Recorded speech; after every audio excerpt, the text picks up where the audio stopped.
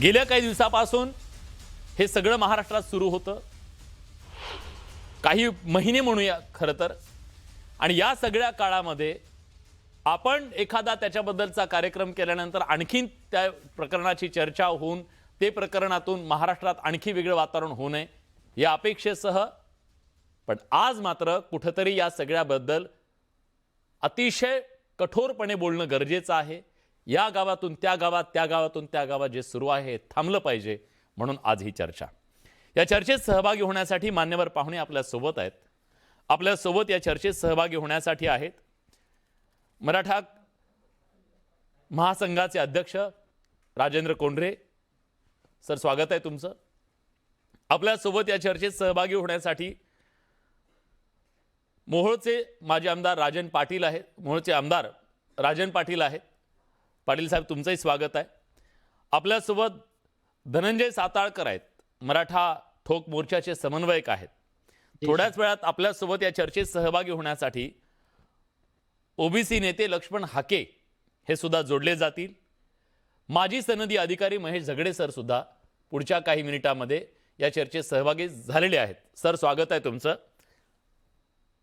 लक्ष्मण हाके सुद्धा आपल्यासोबत जोडले गेलेले आहेत, तुमचंही स्वागत आहे. मला या चर्चेची सुरुवात करायची आहे आज ती महेश सरांपासून. ह्या बाकीच्यांकडे मी नंतर जाईन, त्यांच्या भूमिका काय समजून घेऊया नंतर. पण महेश सर, मला सांगा, आज महाराष्ट्रामध्ये महापुरुषांच्या नावानं सामाजिक तेढ निर्माण करण्याचा जो प्रयत्न सुरू आहे आणि पुतळ्यांच्या संदर्भात ज्या ज्या भूमिका मांडून त्या पुतळ्यांवरून राजकारण सुरू आहे, मला पहिल्यांदा हे जाणून घ्यायचं आहे, पुतळा बसवण्याच्या संदर्भातली प्रक्रिया काय कायदेशीर ती जरा समजून सांगा. विलासजी, एक असं आहे की सुदैवाने आपल्याकडे महापुरुष फार मोठ्या प्रमाणात होऊन गेले आणि अतिशय प्रगल्भ असे महापुरुष होऊन गेले. आणि या सर्व महापुरुषांचं एक होतं की समाज हा कसा एकसंध होईल, सगळे कसे एकत्र राहतील, गुण्यागोविंदाने कसं जगतील आणि ते माणूस म्हणून कसे जगतील, ही आपली परंपरा आहे. आणि ही परंपरा खरं म्हणजे प्रत्येक महापुरुषाने जपलेली आहे.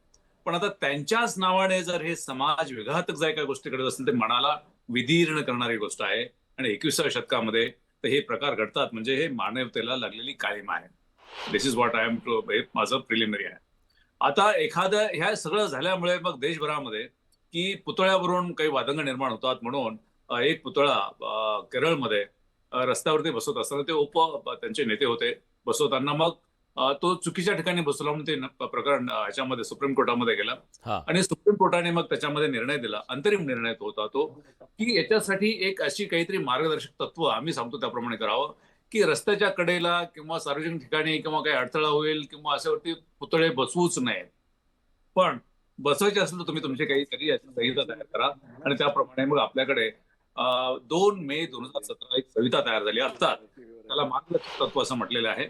आणि त्यापूर्वी 2005 ला ती होतीच. त्याच्यामध्ये हे सुप्रीम कोर्टाचे निर्णय लक्षात घेऊन मग त्याच्यामध्ये काही गोष्टी ऍड करण्यात आल्या, त्यांच्या संदर्भ देण्यात आले.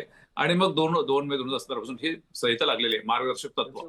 मार्गदर्शक तत्व काय आहे की याच्यामध्ये ज्यावेळेस काही पुतळा असा सार्वजनिक ठिकाणी बसवत असेल किंवा खासगी ठिकाणी जरी बसवत असेल, तरी त्याच्यासाठी सुद्धा तुम्हाला जिल्हाधिकाऱ्यांची एक समिती आहे, त्या समितीची मान्यता घेतली पाहिजे.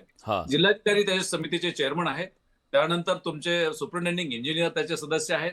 आणि तो पुतळा जर महापालिका आयुक्ताच्या परिक्षेत्रात असेल तर महापालिका आयुक्त सदस्य आहेत, किंवा जिल्हा परिषदेच्या परिक्षेत्रात असेल तर तुमचा जिल्हा परिषदेचे सीओ जे असतील ते त्यांचे सदस्य आहेत. आणि निवासी उपजिल्हाधिकारी या समितीचे सदस्य आहेत. हे प्रकरण त्यांच्या पुढे जातं. त्यांनी काय बघायचं आहे की हा जो पुतळा तिथे हे करायचा आहे तो खरं म्हणजे की कोणीतरी संस्था आहे का, की ती पुतळा करण्यासाठी त्यांच्याकडे तितका निधी आहे का, त्यांची ती कायमस्वरूपी देखभाल दुरुस्ती करू शकतील का, आणि या संस्था खरं म्हणजे की त्या नोंदणीकृत आहेत का, कोणी कुठल्या संस्थेच्या नावाखाली ते करतील का, असं चालणार नाही.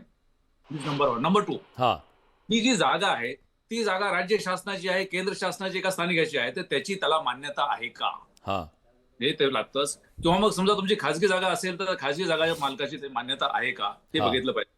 नंतर ज्या महापुरुषाचा पुतळा करायचा आहे त्या पुतळ्याच्या बाबतीमध्ये त्याचं रेखाचित्र तयार करायचं आहे, त्याचा रंग काय असणार आहे त्या पुतळ्याचा, आणि त्या पुतळ्याच्या बाबतीमध्ये कुठला धातू किंवा काय वापरला जाणार आहे याची इत्थंभूत माहिती देऊन मग आपल्याकडे मुख्य आर्किटेक्ट असतात राज्याचे, त्यांना ते पत्र पाठवून त्यांच्याकडून त्याची मान्यता घ्यायची असते.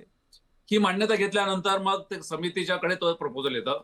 त्याच्या अगोदर आणखी एक प्रोसेस दिलेली आहे की ज्या महापुरुषाला पुतळा करायचा त्याचं एक असं क्ले मॉडेल तयार करायचं, आणि त्या क्ले मॉडेल बरहुकूमच मग पुढे होईल असं असताना ते क्ले मॉडेल मग आपले कला संचालक आहेत त्या हा. कला संचालनाकडे जायचं, आणि ती कला संचालनालयाने मग त्याला मान्यता द्यायची, आणि ती मान्यता दिल्यानंतर त्या क्ले मॉडेल प्रमाणेच ते तुमचं ते पुढचं झालं पाहिजे. तर ही सगळी प्रक्रिया झाल्यानंतर ते जिल्हाधिकाऱ्यांकडे येतं, आणि जिल्हाधिकाऱ्यांकडे आल्यानंतर मग समजा ती एखादी जागा जर तुमच्या महानगरपालिकेच्या हद्दीत असेल तर मग किंवा महापालिकेची असेल तर तुम्हाला त्या खात्याचे म्हणजे नगर विकास खात्याकडे जावं लागेल त्यांची मान्यता घ्यायला, किंवा जिल्हा परिषदेची जागा असेल, ग्रामपंचायती जागा असेल, पंचायत समिती जागा असेल ते तुम्हाला ग्राम विकास खात्याकडे जावं लागेल. अशी ती प्रक्रिया अतिशय फार चांगल्या पद्धतीने तयार करण्यात आली जेणेकरून ते होणार नाही. नंतर पोलिसांचा त्याच्यामध्ये हे असतो की पोलीस विभागाचा की तिथे ट्रॅफिकला काही त्याच्यामध्ये अडथळा निर्माण होणार आहे का, किंवा काही समाजामध्ये असे वित्तुष्ट होणार आहे का, त्याच्यामुळे काय याच्यासाठी तेढ निर्माण होणार आहे का, किंवा शांतता भंग होणार आहे का, हे बघितलं पाहिजे. आणि सगळ्यात महत्वाचं म्हणजे की त्या पुतळा जो प्रस्तावित आहे त्या पुतळ्याच्या 2 किलोमीटर त्रिज्येच्या आत दुसरा तसा त्याच महापुरुषाचा पुतळा आहे का, असे ते हे केले. आणि नंतर मग ते जिल्हाधिकाऱ्याकडे जायचे, जिल्हाधिकाऱ्यांनी मग त्या समितीचा विचार करून मग जिल्हाधिकाऱ्यांनी स्वतः पुन्हा एकदा निर्णय घ्यायचा की हे देणं योग्य आहे की नाही. ते झाल्यानंतर मग ते पुतळा बसवायला परवानगी मिळते. ही सगळी प्रक्रिया हे सुप्रीम कोर्टाच्या या देशाच्या सर्वोच्च न्यायालयाच्या याच्या देखरेखीखाली तिथे झाली पाहिजे. ती होते की नाही ही बघण्याची जबाबदारी मग जिल्हाधिकारी आणि नंतर पोलीस यंत्रणेची आहे. तशी होत नसेल तरी आहे. पण मला त्याच्या पलीकडे जाऊन फक्त एक मुद्दा मांडायचा आहे प्लीज सर. की हे सगळं होताना जे स्वतःला सामाजिक नेते समजतात त्यांनी सगळ्यांनी एकत्र येऊन खरं म्हणजे की हा समाज आपल्याला पुढे न्यायचा आहे की जाती धर्मामध्ये आपल्याला पुन्हा विभागायचा आहे, आणि जाते आपल्याकडे देशाचे प्रश्न आहेत, समाजाचे प्रश्न आहेत, किंवा तुम्हाला नुसतंच हे धगधगत ठेवायचं आहे. खरं म्हणजे की जसं पुढे चाललोय तसा शांतता प्रिय समाज झाला पाहिजे, रोजगार पाहिजे, अमुक आहे. पण काही झालं की मला वाटतं की हे एक प्रकारचं वेपन म्हणून वापरलं जात आहे, आणि हे सध्या जे चाललेले त्याला कुठल्याही भविष्यातील पिढ्या त्याला माफ करणार नाहीत. सर, मी तुमचे मनापासून आभार व्यक्त करतो. आणि आज मी मुद्दाम तुम्हाला ह्या चर्चेत याच्यासाठी बोलवलं की ही चर्चा आधारली कशावर, तर ही आधारली कायद्याच्या राज्यावरती. आणि ही प्रक्रिया जोपर्यंत सामान्य माणसाला कळणार नाही तोपर्यंत सामान्य माणूससुद्धा अशा भावनिक अस्त्राचा बळी ठरू शकतो. आणि त्याला माहितीच नाही आहे. त्याला फक्त दिसतंय की आपल्या महापुरुषांचा तिथं पुतळा बसू दिला जात नाही असं त्याला सांगितलं जातं. पण वस्तुस्थिती त्याला कळली पाहिजे, काय प्रक्रिया आहे. खूप खूप धन्यवाद तुम्ही बोललात त्याबद्दल. आणखी मुद्द्यांसाठी येतो तुमच्याकडे.